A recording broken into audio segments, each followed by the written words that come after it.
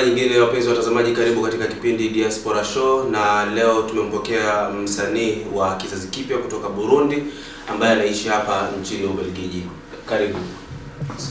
Na unaweza kujitambulisha, unaitwa nani hasa? Majina yangu halisi naitwa Semi Jean Paul, lakini wananifahamu kwa jina la Ayub au AB katika muziki mjini. Ndio. Na ulianza masuala ya muziki mwaka gani na kwa nini ulianza masuala haya?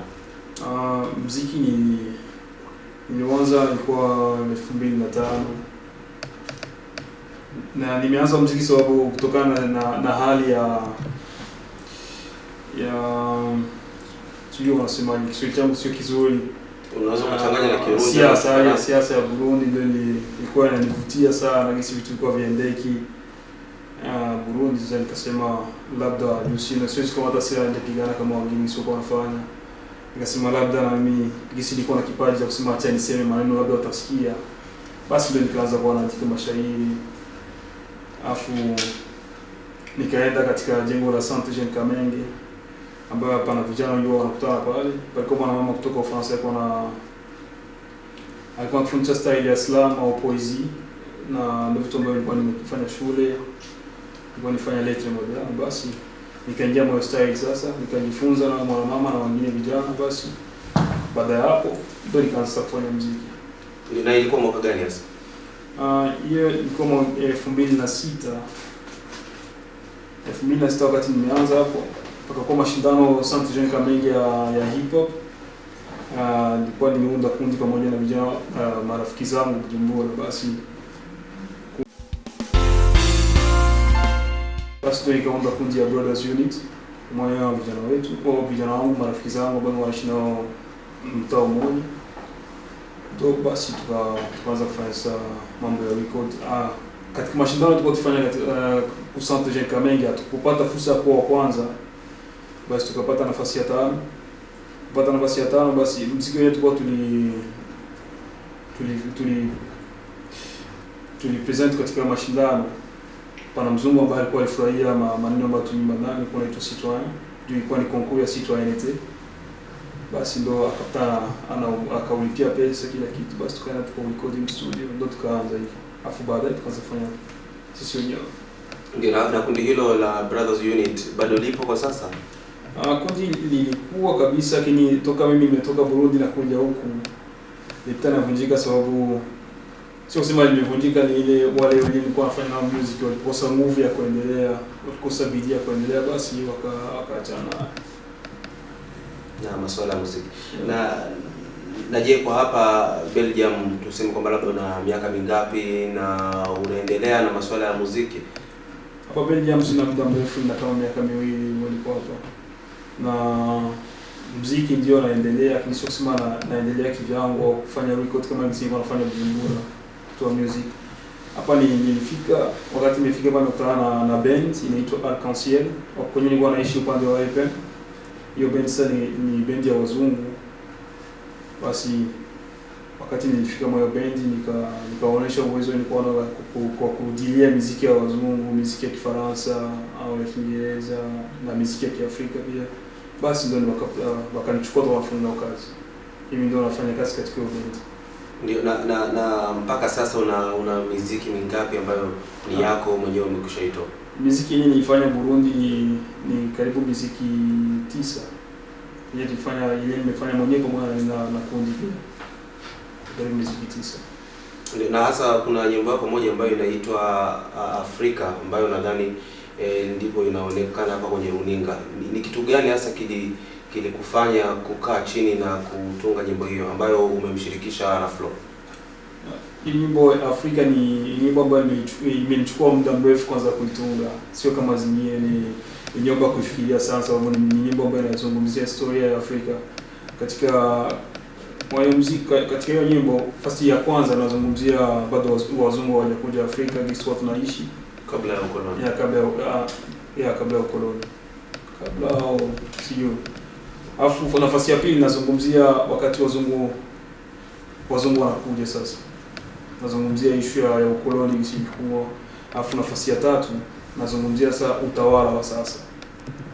Ni nyimbo imekamata ujumla wa historia nzima ya Afrika.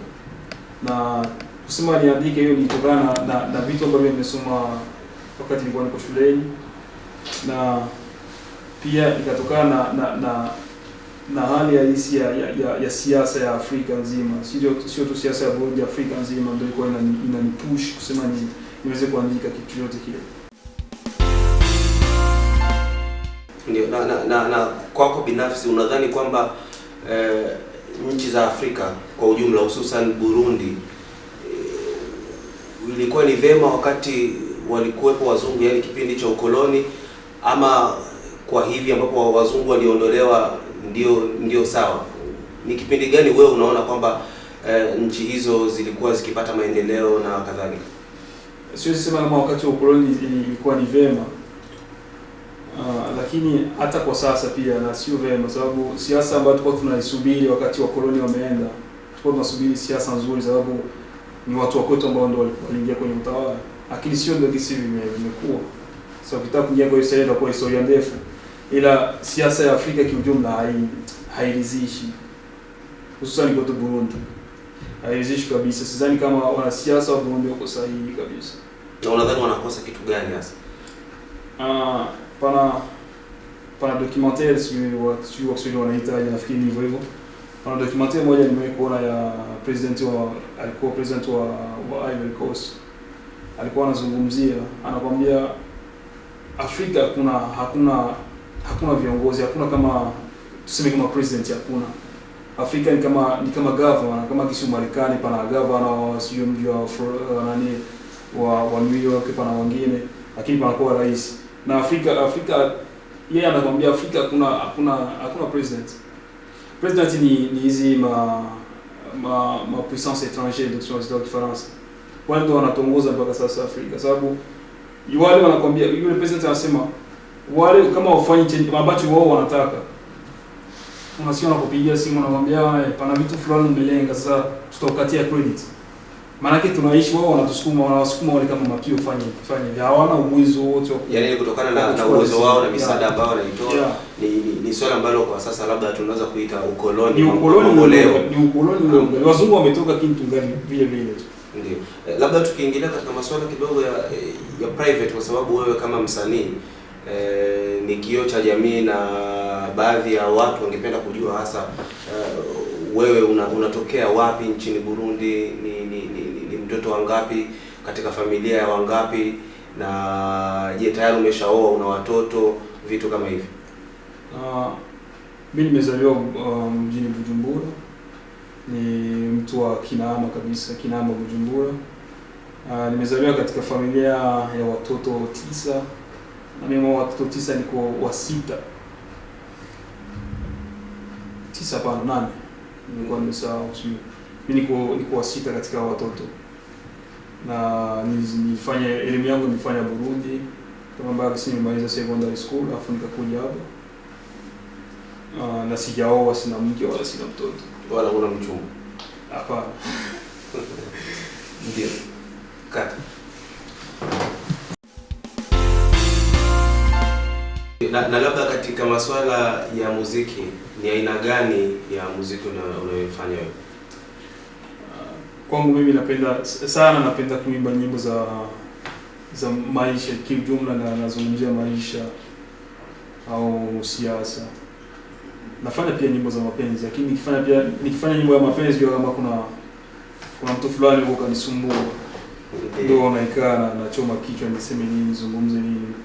Na kwa sasa una nyimbo ambazo zinazungumzia mapenzi? Yeah. Ni nyimbo ngapi na zinaitwa? Nina nyimbo 2 nimezungumzia mapenzi. Moja nimefanya na mwanamke kutoka Ufaransa, inaitwa Muna. Na hiyo ilikuwa ni kama real story, afu nikaitengeneza kwa nyimbo. Na pana nyingine nimeimba na T-Max, inaitwa Nara Queens.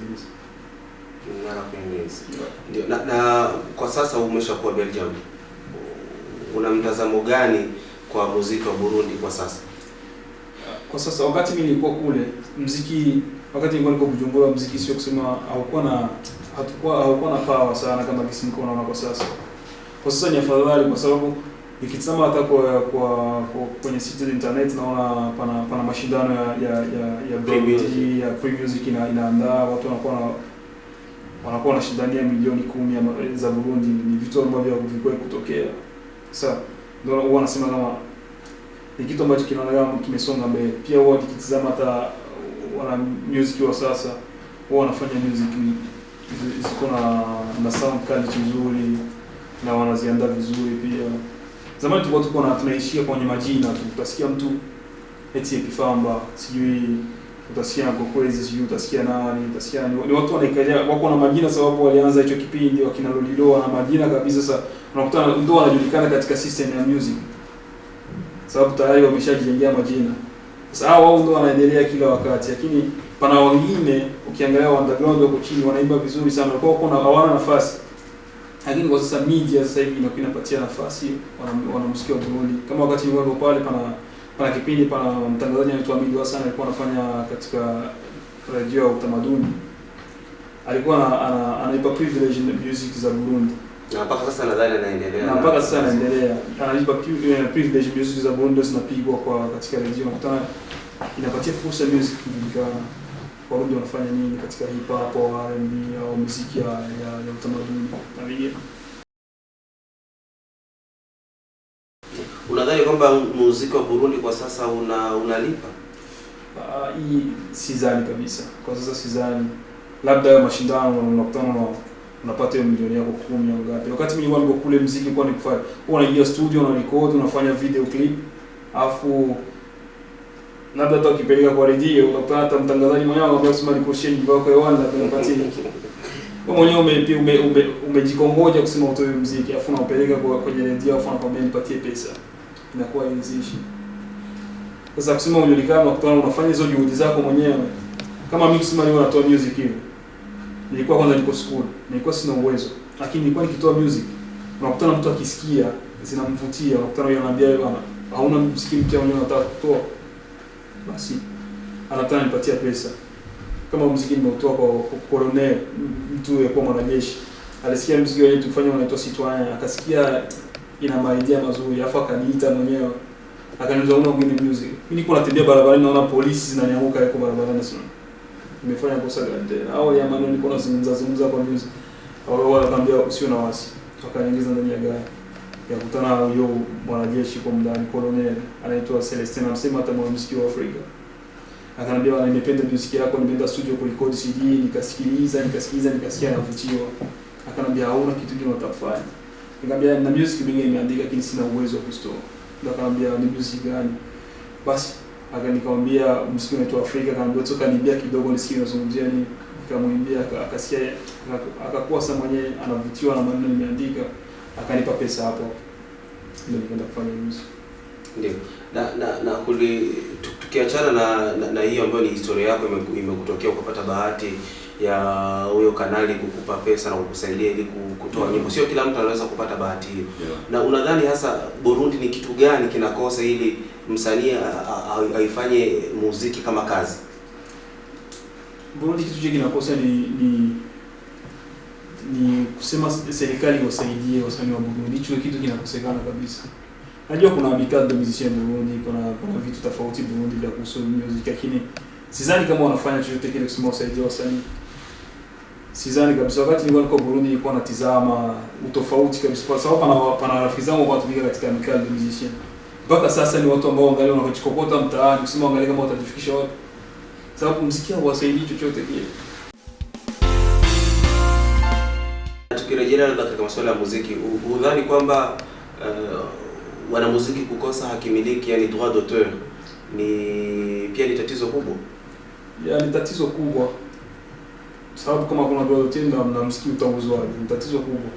Lakini sasa kusema droit d'auteur itatokana na serikali. Serikali ndio inasongesha mbele vitu. Serikali ikitaka hiki kiwe, lazima kitakuwa.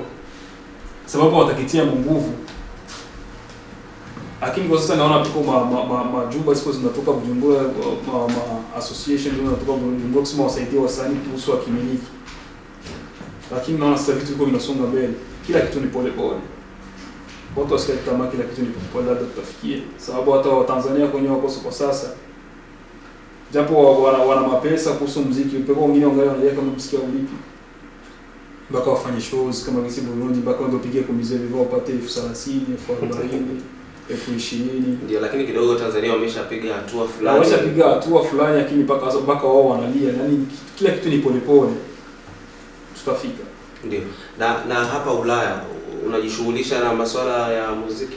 Hapa Ulaya nilikuwa nafanya kazi mwaka mnaisha, nilikuwa na kazi hapa nilikuwa naishi. Nilikuwa na contract ya mwaka mzima, sasa nimemaliza hivi niko Ostend. Na Ostend kwa sasa inanibidi nisome Netherlands. Kwenye nilikuwa nazungumza Dutch, Kialemao. Yeah. Ndio nikisoma kwa muda. Sasa hivi yani Ubelgiji inasumbua, kuishi hapo panasumbua.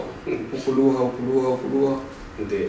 Inabidi naenda na wakati. Ukiamua kuishi sehemu unakaa kama ni sehemu ya kiflamisho na hapo kuna kule nilikaa kilikuwa ni village. Tumekutana kwa Mwafrika huyu mmoja. Yaani hata mzungu tumezaa Mwafrika anaishi pale. Ndio. Na hiyo kaona kama ni tatizo. Ni tatizo sana. Sababu wanakutenga vidole hivi. Na ulipoingia studio nilipoona umekuja na umevaa miwani na umevaa kofia ya Boston nzuri. Ndio. Na je, inakuwaje wasanii wanakuwa na swags ambazo zinashabihiana hasa wasanii wa kizazi kipya? Kuhusu swag kama nisizungumzie hilo neno. Mara nyingi tu watu tunaiga ili tunasema vitu vingi tunaiga kawaida. Tunasema kwenye TV, sijui tutasema kwenye magazine zimetoka, wanasema unaiga, unasema yule mtu amevaa hivi huwa amependeza, huwa wako hivi, sababu ambao wanafanya music nje wakivaa hivyo wanapendeza. So kwa kuvaa hivi sana inakuwa ni kama ID ya mwana hip hop au mwana music yote yule. Kusema kama Watanzania wanaita kuuza sura. Kuuza nyago. Ndio. Na labda tukirejelea kidogo nchini Burundi. Nipe majina ya wasanii watatu ambao labda unawakubali ama unaweza kusema kwamba kwako wewe ni kama labda model ambao unaweza kujirefere kwao tuseme. Msanii ambaye nakubali kwanza ni Big Farious. Sababu msanii ambaye anaimba vizuri. Alafu mwingine pia ni Arafo. Mmoja na ni wengi ambao nakubali. Na pana kijana mwingine siku hizi anatoka namuona sana na style nzuri ya kuimba na Salji. Ndio nikataja wengine wananiambia watatu kuniachia. Ndio. Na labda ni tabia gani hasa wewe kama msanii usizozipenda kwa wasanii wenzako? Kwa wasanii kila mtu ana maoni yake. Sana uhuni. Sababu mtu akishakuwa msanii anataka awe muhuni. Sijui ni sababu gani, sijui kama sijui majini, sijui ni vitu gani kwa ndani yetu. Tukishakuwa msanii tunataka awe muhuni. Sijui ukimbia sana nyuma ya wanawake, sijui kufuta bani, sijui kusuka nywele, unakutana mtu amesuka nywele, sijui kuvaa mahereni. Pana vitu vingi vinaonyesha kama sio katika ile mfumo wa swag. Yeah, ni mfumo wa swag sikatai, lakini pana nafasi zingine huwa ukizidisha sana unakuwa kama muhuni. Unasikia? Pana swag zingine ukizidisha sana unakuwa muhuni. Kwa mfano baba wangu mimi anione nimevaa mahereni, yule mzee wa watu wa Kiislamu atanambia hata kwangu usikanyage tena kuja kunizama hapa. Sababu ataniona niko muhuni. Ila afanya music ukikamata kawaida tu. Na mwingine anataka afanye suruali hapa hivi. Sasa pana swag tena zaidi wewe. Mimi nadhani kwamba kila mtu anaweza kuwa na kila mtu ana uhuru wa kufanya anachokitaka, sijakataa. Lakini pana vitu vingine ukifanya inakuwa yani unazidi sasa. Inakuwa ni kanisa. Fanya kitu ila uone heshima pia. Ndio. Na hasa wasanii inajulikana kwamba masuala ya beef yanapenda kutokea. Ni kwa nini? Beef zinatokea sababu wengi wao wanafanya beef ili wakuze majina yao. Majina yao kwenye magazeti. Sijui media ziwazungumzie sana. Beef hazikosa au wengine wao wanafanya beef sababu ya kipato, wanatofautiana kipato, wanatofautiana kwa umaarufu. Kwa sababu mtu ametia beef mwingine. Lakini sana katika wasanii wakitengeneza beef wanataka media ziwazungumzie. Sababu ndio Bujumbura tuko na beef ya wakalipa pamoja na wanajeshi. Sio sema ilikuwa ni beef sababu wao kutana mtaani wanapiana tano. Ile alifika kwenye radio nasikia mtu kipindi mtangazaji anasema beef lili anawapa moto wananchi wapate kuwasikia sana japo hamna chochote kile. Wanajitengenezea jina wao. Na wao walikuwa na beef na msanii yote. Sio. Labda umepangilia kwa sababu unasema kwamba ni mfumo ambao wanautumia wasanii ili kuweza hata mimi nilipata nafasi niliyotumia ingine kwa sipati nafasi. Ndio tayari upo hapa nchini Ubelgiji kwa zaidi ya miaka 2 kama ulivyotufahamisha. Je, ni kitu gani hasa umekimisi cha Burundi ikiwa tayari upo hapa ugenini? Mimi si vitu vingi sana. Ulaya kuna kitu wanaita maisha ya stress. Kwa hiyo mimi wakati nimefika hapa nilikuwa hamna ndugu, hamna mtu yeyote bila kusema mtu mzungumze naye kama sio kutana na Afrika. Nifikia sehemu ambao mtaani ni wazungu tu. Ambaye hawafahamu. Hao yote wazungumza nao ni haonekanaje. Ni wewe na ndani kama ndege na chicha. Yaani tunataka kwa stress sasa. Unakuwa kila ndio maana wakati kwa Afrika unasikia mtu wanasema actually suicide sijui amejua.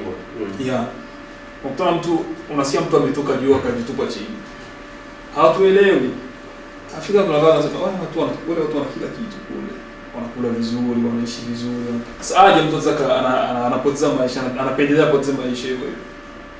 Tikosa tuelewe ni kitu gani. Ule hata wazungu wenye nchi wana stress za hata wajua ni kujikuta mwenyewe hauna wa kuzungumza naye, hauna hata kuambia asubuhi umeamka vipi. Hakuna. Kwa tunazoea maisha ya nafikiri kama vikundi. Sijui hapa kuna shangazi kwa mtaa fulani, sijui kuna rafiki, kuna wajomba. Sasa nimemisi hayo maisha haya. Sijui nitokeza huko kazini. Mimi nimechoka, nishavurugana Waarabu huko afu naingia mtaani huko nasema kuna masela wangu hapo. Au kijiweni pale unapiga story wewe mpaka saa 6 usiku unaenda unalala. Au utoke school na wasema masela wanakuja ghetto unapiga story nini. Hivi vitu hapa hakuna sasa hivi vitu vingi nimemiss sana. Na nyumbani nimemiss kama kisi kila Sunday wazazi wako nyumbani, baba na mama walikuwa kwa nyumbani. Inabidi kila wandugu wote watoka kwenye wanaishi. Tunakutania pale Sunday tunapiga kipindi pale nyumbani. Kila mmoja anawasema matatizo yake. Tunacheka. Hiyo vitu vyote nimemiss kabisa. Ndio. Na tayari wewe umeshafika Ulaya. Ungewaambia nini vijana ambao wako Burundi na wana hamu siku moja ya kuja nao kuishi Ulaya? Na mimi moja siwezi kusema uongo kabisa. Nikisema uongo utakuwa na waonea. Sitaki kuwaongopea kabisa, jamaa nitazame kamera. Kila mtu ni kweli, kila mtu ana haki ya kutamani kwenda kuishi anapotaka. Japo si rahisi. Lakini haya maisha hapa ndugu yangu ni maisha magumu kuliko tunavyofikiri sisi. Hiyo ni kweli nakwambia. Na ugumu wake hasa ni upi? Kwa sababu unapomwambia mtu kwamba maisha hapa ni magumu hakuelewi, kama walivyosema kwamba kuna watu wanasikia kwamba mtu Ulaya amejitupa, mfano hiyo stress, lakini hasa tatizo kubwa la hapa Ulaya ni nini? Tatizo kubwa la hapa ni unajua wakati niko Afrika, wakati natoka Afrika na kuja nilionaga mshangao kuna mtu kwa omba barabarani hapa Ulaya. Sababu ni kitu ambacho nilikuwa nafikiria hata katika akili yangu. Au kutoa watu wanalala katika train station. Jamani ni muujiza kabisa. Sasa gisi kuna omba Afrika na ndio gisi na pako omba Ulaya. Maisha yanakwenda na zijana. Kuna watu ni matajiri Afrika. Walitafutia kule Afrika kwa matajiri. Na kuna watu wameishi hapa miaka wamezaliwa hapa kini maskini. Yeye tu maskini unazaidia sababu hapo washakapiga vita njaa. Lakini hapo maisha kwanza kitu kinaharibu maisha ni stress. Sasa unapata hata euro 1000 kwa mwezi 2000 huko ile huko ndani mwenyewe kunakuwa hamna ile raha yote ile. Hicho kimoja ni kigumu mpaka kingine kutokuelewana. Nataka usome gisi hao wanaishi, utaki kujifunza gisi wanaishi kusema uwe katika mfumo wao wa maisha. Ni vitu vinakamata long time kusema ujifunze integration. Yeah. Sasa sio bila rahisi kabisa. Na kupata kazi kwa sasa si bila rahisi pia. Sababu wana privilegiwa kwao kwanza. Ukienda kwa Mwafrika kuomba kazi, wanataka sio kuulize masuala marefu, vitu virefu. Sidhani kama maisha ni rahisi hivyo. Ndio. Na labda ukipata fursa ya kurudi Burundi, tayari umeshakuwa na experience ya Ulaya. Ni kitu gani hasa unaweza kukabadilisha katika sanaa ya muziki? Kitu cha kubadilisha katika sanaa, swali gumu mwanzo hilo. Naomba kufikiria kwanza kitu cha kubadilisha. Pana vitu vingi vya kubadilisha. Sababu nimefanya music pamoja na producer tofauti kama Abil Pro, nimefanya na Inanga Records, nimefanya music pamoja na Bochum. Nimefanya music ni record pamoja na studio ya Maibugo Records. Na DJ Napi. Nilikuwa na Big Bass, ni producer tofauti record nao. Na nilikuwa naona kazi ambazo wanazifanya. Na nina hamu na mimi nikienda Bujumbura niweze kufungua kitu ambacho kitatuma sanaa ya Burundi iendelee kusonga kabisa. Labda kufungua studio kusaidia wengine, au labda kufungua kwenda kutafuta misaada, kuunda sijui association kusema usaidie watu ambao wanataka kujisaidia kisana. Hata mimi nimesaidiwa. Nilikuwa naenda Centre Jean Kamenge na palikuwa Mfaransa kwa wanafunzi pale. Nilipata fursa ya kusoma école d'animateur. Hivi tofauti nimejifunza sasa. Na mimi nikifika nataka niwe na kitu ambacho fulani nitapeleka. Sababu hapa nimejifunza Burundi wanafanya music, naenda tu na CD yangu kama kwenye tamasha naimba. Lakini nimekutana na band hapa, ilibidi nijifunze kuimba kutokana na kisi wananichezea Shimatalo wanacheza, mimi naimba. Japo nilikuwa naibia wazungu, kutana naimba muziki ya kizungu. Nilikuwa nakufika wakati naimba muziki ya Kiafrika, wazungu wanafurahi. Na unajua kupiga instrument? Nilikuwa najifunza kupiga gitaa. Ndio. Na gitaa hapa kama unaweza ukanipigia kidogo. Sisi ni kupigia ndio kwa kudanganya, lakini nilikuwa najifunza. Pamoja na nataka nifunze piano pia. Lakini kwa kuimba ni vitu ambavyo nilishajifunza vingi sana kutoka na yule. Ndio. Na msanii Lolilo, nadhani unamfahamu, alikuwa hapa Belgium. Akakaa kwa miaka kadhaa na akaamua kurudi Burundi kwa kudai kwamba fani yake ya muziki hapa Ulaya haimlipi.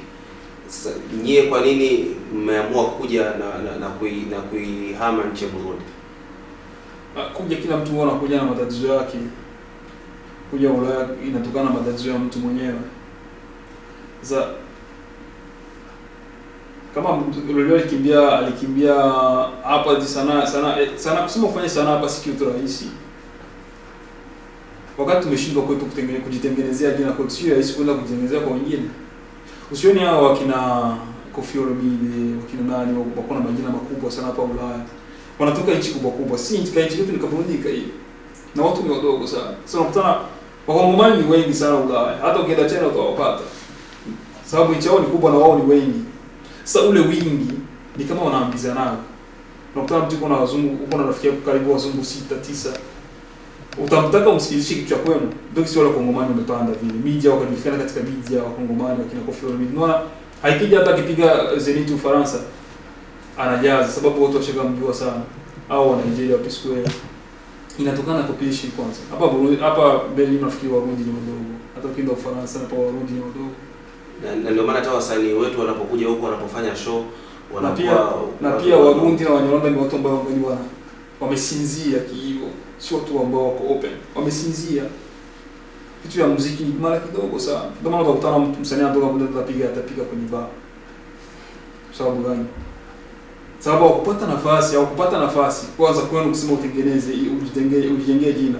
Hata media za Burundi hazipati nafasi. Sema kama wa Tanzania wa media kama BBC sijui wapi wako na nini pale. Wako na ma station za hizo radio pale. Na zinatangaza vitu vyao mpaka nje, mpaka ulimwengu mzima. Inafanya kujulikana. Sasa kama hakuna hiyo, nani mtakuja? Utakuja Belgium, hakuna utatembea kama raia mwingine hapa. Na kusema ujitoe hapa ni juhudi zako mwenyewe, usikudanganye mtu yote yule. Hawezi kufika hapa afu anze kimbizana na makazi tutajikanga hapa Yoska. Fika hapa kama kisi inasemekana anza shule, uende shule, uikae katika kikundi vya watu ambao ni watu wa hapa, ndio watakuonyesha njia fulani ambazo utapitia. Ndio ukifika unajitupa kwenye kazi, hapo tayari umepotea njia, utapata sura gani ya kukimbizana hiyo vitu. Ndio unajikuta kwamba umefika alafu umekumbwa na mambo mengi. Yeah, fika kama unataka kufanya music. Kama mimi na mpango kwenda kusoma music kabisa. Kama unataka kujulikana music, fika hapo uende usome music. Ukisoma music utakutana na walimu tofauti. Na walimu watakuonyesha njia kusema na wewe upate kujulikana au ndani. Ila kusema sio ufike hapa afu uanze fanya ile skani. Ni vigumu sana. Ndio. Na labda ni ushauri gani kwa kumalizia unaweza ukawapa wasanii wenzako na vijana kwa ujumla? Ushauri niko nao ni kila kitu ni kujituma. Kila kitu ni kuwa na bidii. Sababu kama huna bidii hakuna popote utafika. Kila njia iko na maobstacle. Sasa ni wewe kujua gisi gani ya kusukumana nazo kusema uweze kusonga mbele. Sasa ni juhudi za mtu mwenyewe. Utapiga music, utaimba mpaka anafika nafasi unasema nataka niachane na hiyo vitu. Sababu unaona havikuingizi chochote. Piko mwenyewe anafanya music kwa kujiburudisha, kwa kufurahi. Piko mwenyewe anafanya music kusema auze sura kama kisio kwanza yao anasema au mwite charabaro mtaani. Piko mwingine mtu anafanya kitu sababu anakipenda na kifeel. Unasikia sasa. Kama unafanya kitu sababu unakifeel, lazima juhudi zako zitakupush kusema usonge mbele. Ndio kama mtu anafanya. Nimetazama juzi tu na nilikuwa naonyesha historia ya Eminem. Eminem wa Marekani alisota kabisa. Toa music asikiki kabisa Marekani. Anaenda waambia wana hip hop ni weusi. Kwa una nafasi hapo. Lakini alikazana anaenda kufanya freestyle mitaani, barabarani, watu wanafanya freestyle bagisi, alitoa Dr. Dre akapenda vitu ambavyo anafanya. Akamuinua Eminem. Lakini alisota kwanza mtaani. Ndio kila kitu ni juhudi, bidii. Sasa wasanii kufanya bidii. Inshallah tutafika. Ndio. Ama kuhusu vijana ambao labda wanaishi huku barani Ulaya, ungewashauri nini hasa kutokana na mfumo mzima wa tabia, kwa sababu unaona kwamba vijana tumetawanyika na mtu unapoishi mbali labda na wazazi, mbali na ndugu, unakuwa na ule uhuru ambao labda umepitiliza. Unajikuta kwamba labda unafanya baadhi ya mambo ambayo ungelikuwa kwenu ungeweza kuyafanya. Unawashauri kitu gani hasa vijana hao? Ukweli hapa pana mambo mengi sana. Pana kila uhuni wa kila aina. Nafasi ya kwanza nilifika ni kuta mwanamke anataka kuja analala kwa ofisi, anataka na mke anajua kwa mtu fulani. Burundi fanya hivyo, sio kubebesha yule mwanamke kwa kichwa. Watakuziria kabisa, nakwambia wewe ushawa mlongoni kwa hapo. Ni mjema jebana hali. Sasa hapa kitu cha kushauri watu ni kweli tukumbali wazazi, unaishi mwenyewe. Kikubwa ni kujua mtu ulikuja kufanya nini, unataka nini, unataka ufike wapi. Sio ukishakimbia katika madawa za kulevya, pombe na wanawake basi unakuwa hashes. Sasa ni lazima wajue nini kimemleta. Mimi nilifika hapa nilikuwa sijui nitakamatia mfumo gani kusema basi ni watu wataka kama kisema wanafanya Afrika. Lakini nilijiansenye baada ya muda nilijiansenye nikakuwa na kwa YouTube naona Fernando alitia music zake, anafanya na wengine. Sijui naona vile jamaa 50 Jini alitia music zake. Nikamwona huyu pia katika music alifanya na Fernando. Sijui anaitwa nani yule mwingine. Jina linanipotea kidogo. Unanisikia? Yupo FFK, yupo. Yeah, FFK wala. Nikamwona je Fernando kwa pamoja. Naona nisema kwanza quality ya sound quality ya music zao. Nikaona hamna tofauti sana na music ambayo tunafanya kule kwetu Burundi. Kutokana na uwezo wa studio za Burundi. Nikasema hivi nimeona hao kwanza wanatambua lazima niwe na, sababu nina music kadhaa ambazo nimeshaandika ili niweze nijilance tena kwenye studio ili niweze kutoa track zingine mpya kusema Burundi basi maibu kuna fanya nini kule alipo au ana mpango gani. Yeah, kama ndio. Asante kwa kuitika wito wetu, na nadhani kwa mara nyingine utaweza kuita na kuzungumzia baadhi ya mambo mbalimbali utakapopata fursa ya kutoa hizo nyimbo zako hapa nchini Ubelgiji. Sawa sana, mimi natoa shukrani sana kwa umeniita, sababu ni nafikiri mara ya kwanza kuona kipindi kama hichi ambacho umeandaa. Ndio natoa shukrani zangu za dhati, na pia kwa Jay Fernando alinifahamisha, na Fifike pia mwa tumekuja naye ndani anaonyesha mambo tofauti. Nashukuru na nyinyi wote ambao mmekiandaa kipindi, nawashukuru sana. Asante. Na huu ni mwisho wa kipindi hiki Diaspora Show. Asante kwa kuwa nasi hadi wakati mwingine, mara nyingine. Kwaheri.